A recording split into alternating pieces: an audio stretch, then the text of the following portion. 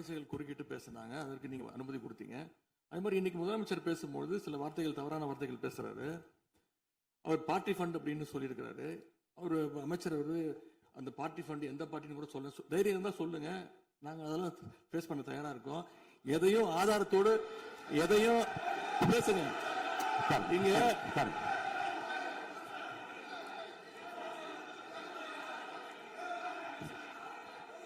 அது மாதிரி பேரவைத் தலைவர் அவர்களே, நேற்று நான் பேசி முடிஞ்சோடனே நீங்க அவை முடிஞ்சிருச்சுன்னு சொல்லிட்டீங்க. நாங்கெல்லாம் வீட்டுக்கு போயிட்டோம். வீட்டுக்கு போய் டிவி போட்டு பார்த்தா அங்க இன்னொரு அமைச்சர் இன்னும் பதில் சொல்லிட்டே இருந்திருக்கிறாரு. அதற்கெல்லாம் நாங்க இப்ப என்ன பதில் இது, என்ன மரபு இது? நீங்க இப்ப பேசிக்கிட்டே இருப்பீங்களா? நாங்க அதை பார்த்துக்கிட்டே இருக்கணுமா? அதே மாதிரி இன்னைக்கு முதலமைச்சர் அவர்கள் பேசும்போது நாங்களும் அமைதியா கேட்டுட்டு தான் இருந்தோம். ஆனா சில கருத்துக்கள் அவர் பேசும்போது அதை நாங்க அனுமதிக்க முடியாது. ஆதாரத்தோடு ஏதாவது பேசணும்னா, குற்றச்சாட்டுகள் சொல்லும் போது ஆதாரத்தோடு சொன்னீங்கன்னா அதை நாங்க ப்ரூவ் பண்றதுக்கு தயாராக இருக்கு. மாண்புமிகு உறுப்பினர் அவர்கள் இருங்க.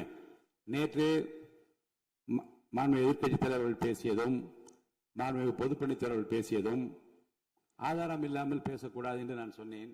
ஆய்வு செய்து நீக்கப்பட வேண்டியது நீக்கும் என்று சொன்னேன். இப்போது மாண்புமிகு முதல்வர் அவர்கள் பேசி முடிக்கட்டும். நீங்கள் கூறிய கருத்துப்படி அதில் ஆதாரங்கள் இல்லாத குறிப்பாக இருந்தால் அதை நீக்குவதற்குரிய உரிமை எனக்கு இருக்கிறது. ஆய்வு செய்து நான் நடவடிக்கை எடுப்பேன். இப்போது மாண்புமிகு முதலமைச்சர் அவர்கள் பேசலாம். இந்த டாஸ்மாக் மாதிரியே பல டிபார்ட்மெண்ட்லயும் மறுபடியும் சொல்றேன், கட்சி நிதின்ற பேர்ல அடிச்ச கொள்ளைய ஒன்னா கவர்மெண்டோட கஜானாக்குள்ளேயே கொண்டு சேர்த்துக்கிட்டே இருக்கிறாங்க. இப்பவும் சொல்றேன், மக்கள் பணத்துல இருந்து ஒரு பைசா கூட தொடமாட்டோம், தொடவும் விடமாட்டோம், தொட்டா விடமாட்டோம். இதுக்கு முன்னாடி தொட்டவங்களையும் விடமாட்டோம்.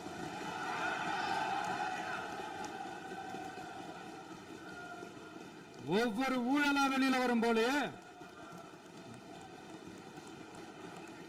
ஒவ்வொரு வேஷமா கலைஞ்சிரும் போலே, இங்க இருக்கிற நிறைய பேரு நடுங்கி போய் இதுல நம்ம மேல அவதூறு வேற. இப்ப புதுசா ஒரு வெப்பன் ஒண்ணு கொண்டு வந்திருக்காங்க. அது என்ன தெரியுமா? அவங்க தயவால தான் நம்ம ஆட்சி நடக்குதான். மக்கள் தயவால இந்த ஆட்சி நடந்துகிட்டு இருக்கு. மனசாட்சி உள்ள சக்திகளோட ஆதரவால இந்த ஆட்சி நடந்துகிட்டு இருக்கு. நாங்க தான் அனுப்பி வச்சோம் அப்படின்றாங்களே. அனுப்பி வச்சவங்களுக்கு மினிஸ்ட்ரியில இடம் கொடுத்தா ஏன் கதறீங்க? ஏன் இவ்வளவு கோபம்? ஏன் இவ்வளவு கதறல்ஸ்? இதுல இன்னொரு முக்கியமான விஷயம், மார்க்சிஸ்ட் கம்யூனிஸ்ட் கட்சி நமக்கு ஆதரவு கொடுத்தது சுயேட்சையா எடுத்த முடிவுன்னு சொல்றாங்க. அதே மாதிரி இந்திய கம்யூனிஸ்ட் கட்சி நமக்கு ஆதரவு கொடுத்தது சுயேட்சையா எடுத்த முடிவுன்னு சொல்றாங்க. இதுல எங்க இருந்து நாங்க தான் அனுப்பி வச்சோம்னா புரியலையே. மக்களுக்கு நல்லா புரியும், எல்லாத்தையும் தெளிவா பார்த்துக்கிட்டு இருக்கிறாங்க.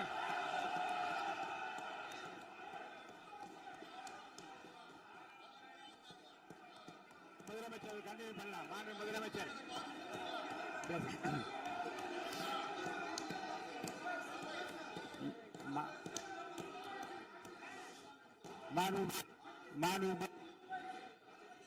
முதலமைச்சர் கண்டினியூ பண்ணலாம். நீ கண்டினியூ பண்ணலாம்.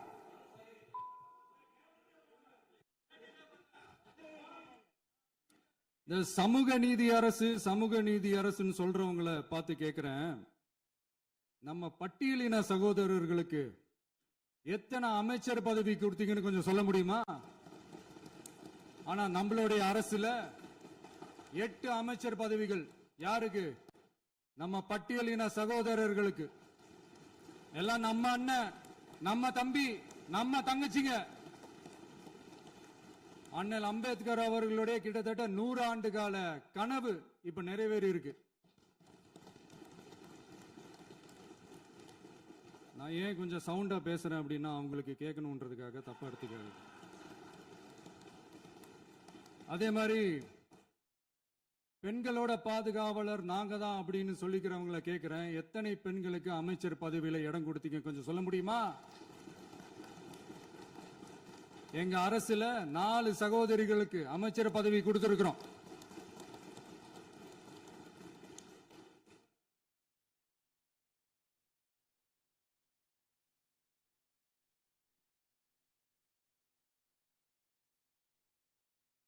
அதனால மக்களால் நிராகரிக்கப்பட்டு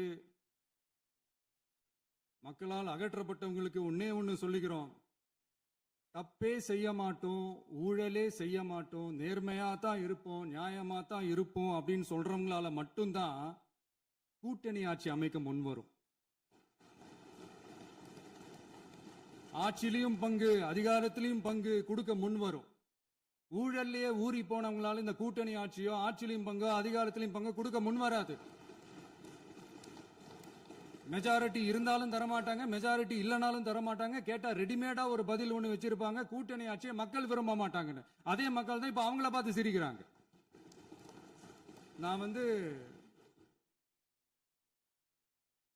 பதவியேற்ற அன்னைக்கு கொஞ்சம் டைம் அவகாசம் கேட்டேன். எதுக்கு கேட்டேன்? நிதி நிலைமைலாம் கொஞ்சம் மோசமா இருக்குது, அதெல்லாம் கொஞ்சம் சரி செஞ்சுக்கிட்டே படிப்படியா கொஞ்சம் கொஞ்சமா நான் கொடுத்த வாக்குறுதிகள்லாம் செயல்படுத்துவேன், அதுக்காக கொஞ்சம் டைம் அவகாசம் கேட்டேன். நான் ஏதோ வேற எதுக்காகவோ வேற யாருக்காகவோ ஏதோ அவகாசம் கேட்ட மாதிரி. அடுத்து இங்க சபையில இல்லாதவங்களை பத்தி பேச வேண்டாம்னு நினைக்கிறேன்.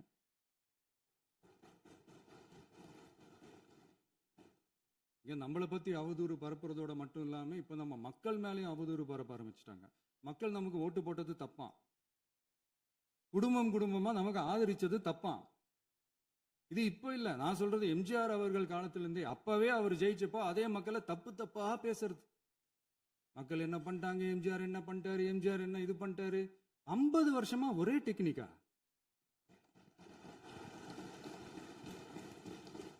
டெக்னாலஜி எல்லாம் மாறி வேற எங்கேயோ போயிட்டு இருக்கு பஸ். இதுல கொஞ்சம் டெக்னிக்காச்சும் கொஞ்சம் மாத்தினா கொஞ்சம் நல்லா இருக்கும். அதனால மக்களுக்கு யூஸ்ஃபுல்லா இருக்கிற மாதிரி இந்த ஆக்கப்பூர்வமான கருத்துக்களோ ஆக்கப்பூர்வமான யோசனைகளோ இருந்தா சொல்லுங்க, அதை நாங்க டெஃபரெண்டா எடுத்துக்கிறோம். ஆனா அதை விட்டுட்டு இந்த நக்கலு நையாண்டி சம்பந்தம் இல்லாத பேச்சு இதெல்லாம் பேசிட்டு அப்புறம் முதல்வர் பதில் சொல்லல, முதல்வருக்கு பதில் சொல்ல தெரியல அப்படின்னா அப்புறம் என்ன சோஃபா மாடல் ஆட்சியா? அது என்னன்னு புரியறதுக்கே எனக்கு ரொம்ப நாள் ஆச்சு. இந்த sofa set, table chair, teapoy, furniture பிசினஸ்லாம் வேற எங்க வெளியில போய் பண்ண சொல்லுங்க. அப்படி அந்த பிசினஸ் தான் பண்ணணும்னா நிறைய பிசினஸ் பண்ற மாதிரி வெளியில போய் பண்ண சொல்லுங்க, இங்க சட்டசபைக்குள்ள வேணாம். அதனால ஆக்கப்பூர்வமான கருத்துக்கள் இருந்தா சொல்லுங்க, டெஃபினட்டா அது சரியா இருந்தா நாங்க ஏத்துக்கிறோம். எனக்கு ஒரு குட்டி கதை ஒண்ணு ஞாபகம் வருது, சொல்லாமா? ஒரு ஊர்ல ஒரு பெரியவர் வெயில் ரொம்ப ஜாஸ்தியா இருக்குன்னு சொல்லிட்டு கண்ணுக்கு மேல கை வச்சுக்கிட்டு இப்படி சுத்தி முத்தி தேடிக்கிட்டு இருந்தாராம். அப்ப கூட இருந்த ஒரு சின்ன பையன் என்ன தேடுறீங்க அப்படின்னு கேட்டானா. அதுக்கு அந்த பெரியவர் சொன்னாரா, அது ஒண்ணு இல்ல தம்பி, உங்க அப்பா இங்கதான் இருப்பாருன்னு சொன்னாங்க, அதான் தேடிக்கிட்டு இருக்கேன். எங்க உங்க அப்பாவையா காணோம்?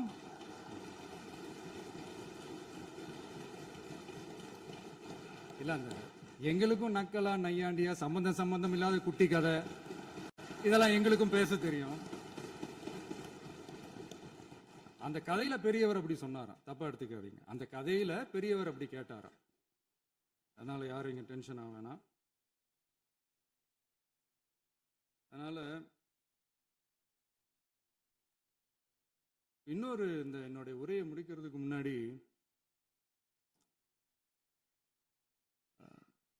போயிட்டாங்க, பேசலாமா? உங்க கருத்துக்களை நீங்க முழுமையாக மன நிறைவோடு பேசலாம். டிவியில பார்ப்போம். சரி, அதான் 5 நிமிஷம் பேசுனதுக்கே கொலத்தூரி இந்த ஆட்டம் ஆயிடுச்சு. பேசுனா அப்புறம் என்ன பண்றது? கடைசியா நான் இந்த உரையை முடிக்கிறதுக்கு முன்னாடி ஒரு முக்கியமான ஒரு விஷயம் பத்தி சொல்லணும். ஆளுநர் உரை அன்னைக்கு இந்த தமிழ் தாய் வாழ்த்துக்கு அப்புறம் தேசிய கீதம் பாடினது தப்பு, தேசிய கீதம் 2 முறை பாடினது தப்பு, அப்படி ஒரு நிகழ்வு இதுக்கு முன்னாடி இந்த சட்டசபையில நடந்ததே கிடையாது, அந்த மரபே மாத்திட்டீங்க, இப்படி ஒரு ஒரு பெரிய ஒரு போர் மாதிரி எதிர்க்கட்சி சார்ந்தவங்கலாம் சொன்னாங்க இல்லையா, அந்த மாநில உரிமை போராளிகளை, அந்த மரபு காக்கிற உரிமை போராளிகளை ஒரே ஒரு கேள்வி தான் கேட்கணும். 2021 ஆகஸ்ட் 2 ஞாபகம் இருக்கா?